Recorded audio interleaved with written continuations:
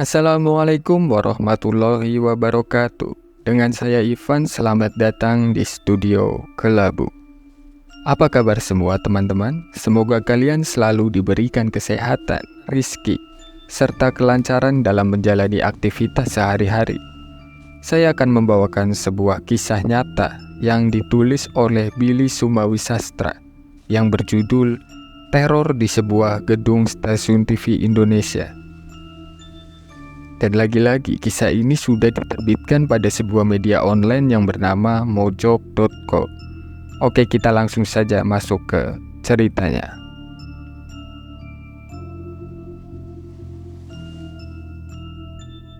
Pengalaman saya ini terjadi pada tahun 98. Pada saat itu berbagai stasiun berita TV Indonesia yang ada di Jakarta sedang sibuk-sibuknya meliput dan memberitakan rangkaian unjuk rasa akbar para mahasiswa yang menduduki gedung DPR RI.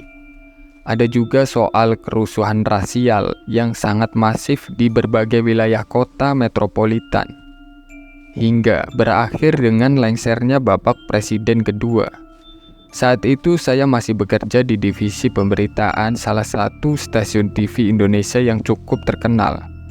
Pengalaman saya adalah dipeluk oleh sosok makhluk yang menyerupai gadis cantik saat saya sedang rehat di suatu ruangan yang biasa digunakan oleh para pemburu berita melepas lelah. Saat itu, stasiun TV tempat saya bekerja belum memiliki gedung permanen.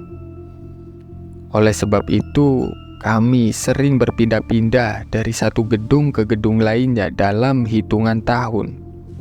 Dan sebagai divisi yang relatif baru dibangun, divisi pemberitaan pernah menempati beberapa gedung yang terpisah dari divisi-divisi lainnya. Salah satunya adalah gedung yang akan saya ceritakan. Gedung tersebut terdiri dari beberapa lantai.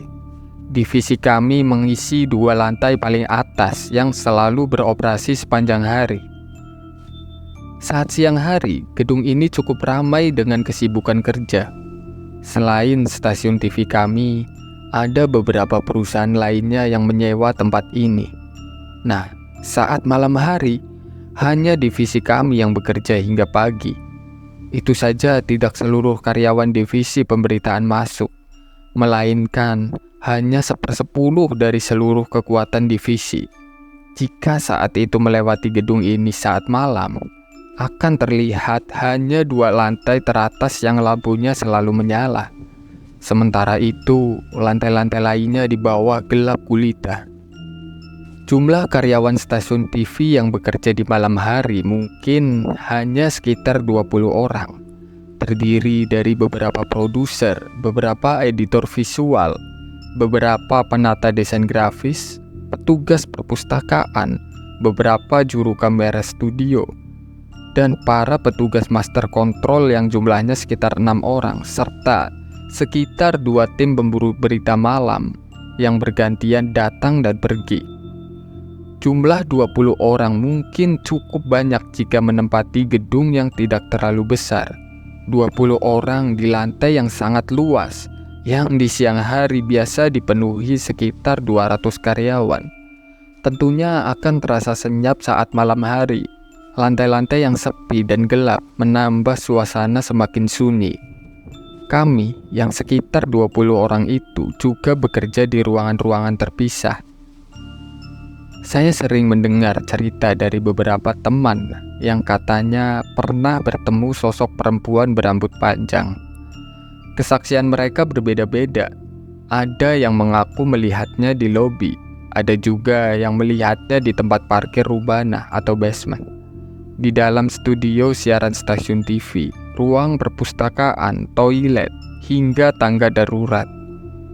Berbeda-beda pula kesaksian tentang baju yang dikenakan perempuan tersebut. Sosok perempuan itu mengenakan gaun panjang berwarna putih. Ada juga yang mengatakan bajunya berwarna merah. Bahkan ada yang menyebutkan berwarna hijau. Hanya satu hal yang seragam. Para saksi sama-sama mengatakan bahwa rambut perempuan tersebut terurai panjang dan lebat. Hanya satu hal yang seragam, Para saksi sama-sama mengatakan bahwa rambut perempuan tersebut terurai panjang dan lebat, berdiri terpaku di salah satu sudut ruangan, dengan seringai tipis menghiasi bibirnya. Kesaksian yang beragam itu menimbulkan sedikit tanya, apakah sosok perempuan gaib tersebut jumlahnya lebih dari satu dan menghuni banyak ruangan? Atau sebenarnya hanya satu, tapi selalu bergantian pakaian dan berpindah dari satu ruangan ke ruangan lainnya? Pertanyaan ini baru terjawab setelah saya bertanya langsung pada Pak Parto, petugas keamanan gedung, di mana stasiun TV saya bekerja berada, yang tergolong sangat senior. Saya tidak sempat bertanya sudah berapa lama Pak Parto bekerja sebagai satpam di gedung stasiun TV ini. Akan tetapi dari gerak-geriknya yang sangat cekatan, terlihat jelas bahwa laki-laki setengah bayal asal Jawa Tengah itu tampak sangat mengenal relung demi relung seluruh gedung ini. Tandanya dia sudah cukup lama bekerja sebagai satpam di sini.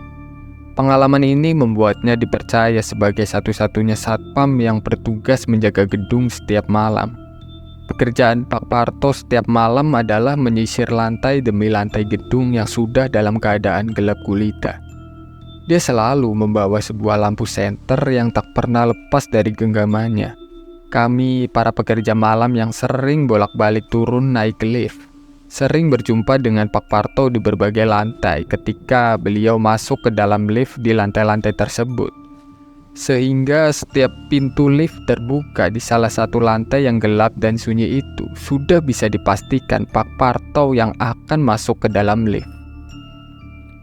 Tetapi khusus di lantai 4, tidak selalu Pak Parto yang membuka pintu lift. Di lantai itu, lift selalu berhenti. Kemudian pintunya terbuka selama beberapa detik, lalu tertutup dengan sendirinya. Seakan-akan ada orang yang masuk ke dalam lift, padahal tidak ada orang di sana. Dan bisa dibayangkan betapa mencekamnya suasana seperti itu bila hanya seorang diri yang berada di dalam lift. Karena begitu pintu terbuka, pemandangan di luar lift benar-benar gelap gulita. Anehnya, kondisi tersebut hanya terjadi di malam hari. Di siang harinya, lift beroperasi seperti biasanya. Ketika hal tersebut saya tanyakan kepada Pak Parto, satpam senior itu menjawab singkat. Saya sendiri nggak ngerti, Katanya sambil tersenyum. Namun tentang sosok perempuan aneh yang sering dilihat teman-teman stasiun TV, Pak Parto membenarkan bahwa benar ada sosok makhluk gaib menyerupai perempuan berambut panjang. Dia sering berjalan-jalan di satu lantai ke lantai lainnya. Dia penghuni lama, Kata Pak Parto. orangnya baik kok, nggak bakal ganggu, cuma mau kenalan. Lantaran hanya sekedar cerita teman-teman, penampakan perempuan gaib itu mulanya saya sikapi antara percaya dan tidak. Sebab selama berbulan-bulan saya bekerja di situ, saya tidak pernah bertemu dengan sosok tersebut. Sampai pada suatu hari, saya mengalami kejadian aneh di dalam mobil operasional. Sebagai produser TV Indonesia yang bertugas menggawangi live siaran langsung berita pagi setiap jam 5:30 hingga jam 7. Saya bersama beberapa teman bekerja mulai jam 7 malam hingga siaran berita pagi berakhir. Kami benar-benar menjadi manusia malam yang datang ke kantor setelah matahari terbenam dan baru pulang ke rumah saat setelah matahari terbit sepenggalah. Kegiatan keseharian seperti itu terkadang membuat kami sering merasa terasing dari dunia luar. Untuk mengatasi rasa keterasingan ini, tak jarang kami juga ikut turun ke lapangan, meliput berita bersama teman-teman meskipun bukan kewajiban. Kegiatan meliput berita di lapangan selain memperluas cakrawala dan memperkaya wawasan, juga menjadi selingan bagi para produser berita pagi TV Indonesia yang sehari-harinya hanya menerima, menyeleksi, dan menyunting berita di kantor. Hari itu saya giliran libur, jadi saya tidak perlu begadang sampai pagi. Dan siangnya saya ikut meliput berita dan baru tiba di kantor selepas maghrib. Mungkin karena kurangnya tidur saat itu saya merasa benar-benar sangat mengantuk. Ketika mobil operasional yang mengantar saya liputan sampai di tempat parkir kantor, saya meminta izin kepada pengemudi untuk tidur sebentar di mobil. Pengemudi menyerahkan kunci mobilnya kepada saya. Kepada juru kamera TV yang meliput bersama saya minta untuk pergi duluan ke kantor. Saya pun merebahkan diri di kursi belakang. Entah sudah berapa lama saya tertidur, saya mendusin. Di kursi depan sebelah kursi pengemudi, tampak sesosok perempuan berambut panjang yang saya pikir adalah Neni, salah satu reporter TV teman saya. Di kursi pengemudi terlihat sesosok laki-laki yang saya kenal sebagai Andre, teman saya juga yang bertugas sebagai editor visual. Keduanya tampak sedang memandang ke arah depan. Tidak ada obrolan satu sama lainnya. Aneh sekali. Rambut Andre sangat gondrong, lebat dan keriting, menjurai ke belakang jok. Saya raih rambutnya sambil berkata, "Asik, ada yang nemenin gua." Dia tidak berkomentar sama sekali. Lantaran merasa ada yang menemani, saya pun melanjutkan tidur. Saya terbangun sekitar jam 8 malam. Jadi hanya sekitar 1,5 jam saya tertidur. Tapi entah kenapa rasanya lama sekali karena tidur saya sangat nyenyak. Neni dan Andre sudah tidak ada di mobil. Mungkin mereka sudah kembali ke kantor, pikir saya. Saya pun bersegera menuju kantor saya di lantai atas untuk menulis berita hasil liputan saya yang akan ditayangkan untuk siaran TV berita pagi. Usai menulis berita, saya menuju ruang editing untuk melakukan voiceover. Di situ saya berjumpa dengan Andre yang sedang sibuk menyunting gambar. "Tre, kok lu ninggalin gua sih?" ucap saya. Ninggalin di mana, Bang? Ujar Andre keheranan. "Ninggalin gua di mobil." Kemudian Andre menjawab. Mobil siapa? Dia sangat terheran-heran. "Mobil operasional pegangan si Mulyo. Lu tadi istirahat di sana sama si Neni kan?" "Neni mana, Neni?" tanya saya. Lalu raut wajah Andre pun seketika berubah. Dia seperti kebingungan. Lu ngelindur kali, Bang. Sahut Andre. Dari sore tadi gue gak kemana-mana. Gue kerja di sini. Kalau gak percaya tanya tuh teman-teman editor lainnya. Para editor visual lainnya membenarkan bahwa yang bersangkutan tidak pernah meninggalkan ruangan sejak pukul 6 petang tadi. Jadi yang saya lihat tadi bukan Andre. Dan yang perempuan juga bukan Neni, karena dia ternyata sedang giliran libur. Perlu diketahui bahwa divisi pemberitaan TV harus beroperasi selama 24 jam dalam sehari dan 7 hari seminggu. Alias tidak boleh ada liburnya. Oleh karenanya kami libur secara bergantian 2 hari seminggu. Ketika saya bercerita, teman-teman editor malah tertawa. Ada yang mau kenalan kali, Bang? Kata Andre. Kenapa nggak sekalian ngobrol aja sama mereka? Siapa tahu dapat ilmu. Sewaktu masih anak-anak hingga remaja, saya termasuk orang yang percaya bahwa para makhluk gaib hanya memperlihatkan diri menjelang matahari terbenam hingga subuh. Tetapi berdasarkan apa yang saya alami sejak memasuki usia dewasa, makhluk-makhluk gaib dari lain dimensi itu ternyata bisa memperlihatkan diri kapan saja. Pokoknya suka-suka mereka lah, seperti yang pernah saya alami di kantor. Hari itu usai bertugas sebagai produser sekitar pukul 7 pagi, saya tidak langsung pulang. Saya sarapan dulu di warung makan di belakang kantor. Rencananya baru akan pulang setelah sarapan. Namun rencana itu pun saya tidak lakukan. Karena akhirnya saya mengobrol dengan teman-teman reporter dan kamera person. Baik laki-laki maupun perempuan, satu persatu mereka berdatangan ke warung untuk sarapan sebelum berangkat ke lapangan. Tidak terasa pagi kian merambat menjelang siang. Sekitar pukul 9 saya mulai diserang kantuk yang sangat luar biasa.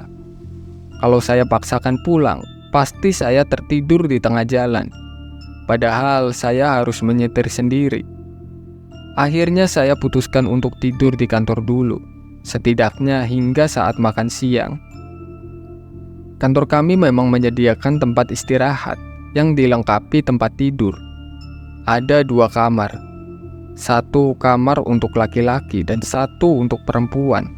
Kamar ini disediakan untuk para pemburu berita TV yang sudah meliput dari pagi hingga malam hari dan memerlukan istirahat.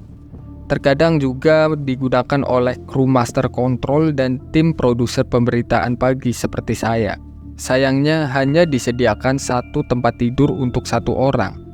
Oleh sebab itu, saya harus memastikan dulu apakah ada yang tidur di kamar tersebut. Kalau sudah ada, saya harus tidur di mobil, di tempat parkir yang pastinya gerah. Saya beruntung hari itu, tempat tidur kosong, dan sepertinya tidur saya sangat nyenyak karena saya tidak bermimpi.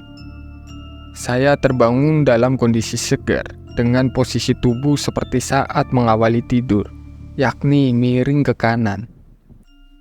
Tapi ada yang aneh. Saya merasa ada tubuh halus mendekap tubuh saya, dengan tangan melingkar memeluk pinggang. Yang muncul dalam bayangan saya adalah ada seseorang reporter TV dan presenter cantik yang diam-diam mengagumi saya.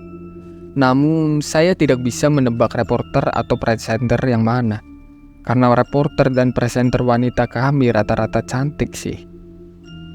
Saya pegang tangannya, tangan gadis, halus. Jari-jarinya ramping dengan kutek merah di setiap kukunya. Perlahan saya menoleh ke belakang.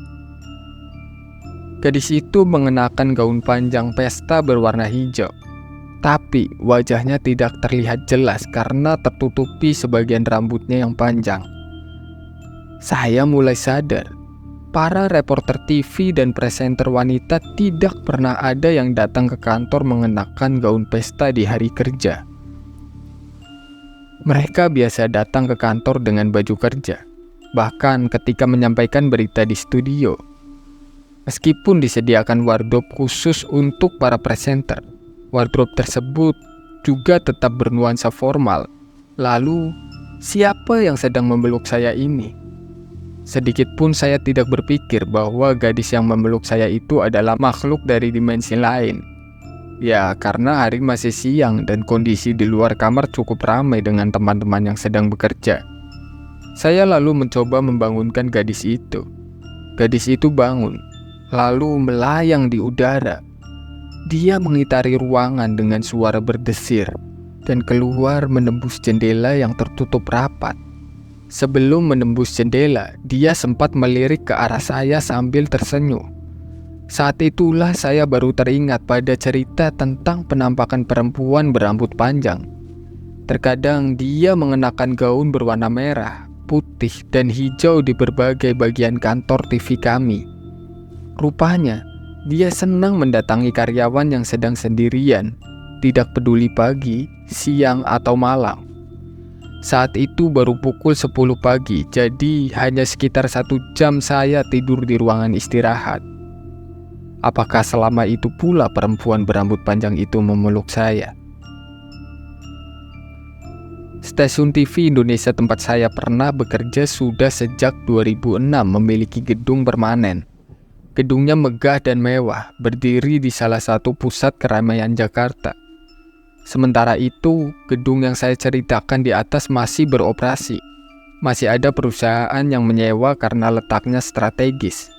Saya hampir selalu melewati gedung ini setiap berangkat dari Tangerang menuju Jakarta, dan sebaliknya. Sama seperti sewaktu saya bekerja di gedung ini dulu, suasana di siang hari tampak ramai penghuni. Hal ini terlihat dari banyaknya mobil yang terparkir di halamannya. Tetapi di malam hari, bekas gedung kantor stasiun TV Indonesia itu gelap gulita. Sepertinya tidak ada lagi kantor yang beroperasi di malam hari. Pengalaman saya bersinggungan dengan gadis berambut panjang dan bergaun hijau di gedung tersebut. Belum lama ini saya ceritakan kepada teman saya. Dia adalah seorang Habib muda yang mengaku dapat berkomunikasi dengan makhluk-makhluk gaib tanpa dibatasi ruang dan waktu.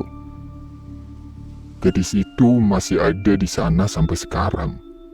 Kata sang Habib muda tersebut. Dia memang penunggu tempat itu. Sosok makhluk yang cukup baik. Dia nggak bakal ganggu siapapun. Hanya memperlihatkan diri pada orang-orang tertentu. Dan hanya ingin berkomunikasi. Mestinya ente sapa dia dan tanyakan keinginannya. Siapa tahu ada hal penting yang ingin disampaikannya. Kalau ente kepengen ketemu dia lagi, ane antar deh ke sana. Ente aja yang kesana, sahut saya kepada sang Habib. Ente kan tahu ane penakut. Saya tidak mau membayangkan si gadis cantik itu melambai-lambai dari lantai atas bekas gedung kantor saya. Dan cerita pun selesai. Semoga dari cerita ini kita bisa mengambil sebuah pelajaran bahwa ketakutan kita terhadap selain Tuhan akan menjadikan suatu kelemahan bagi diri kita sendiri. Terima kasih sudah mendengarkan kisah ini. Semoga kita semua selalu dalam lindungan Tuhan Yang Maha Esa. Dengan saya Ivan dan sampai jumpa di kisah menyeramkan berikutnya. Wassalamualaikum warahmatullahi wabarakatuh.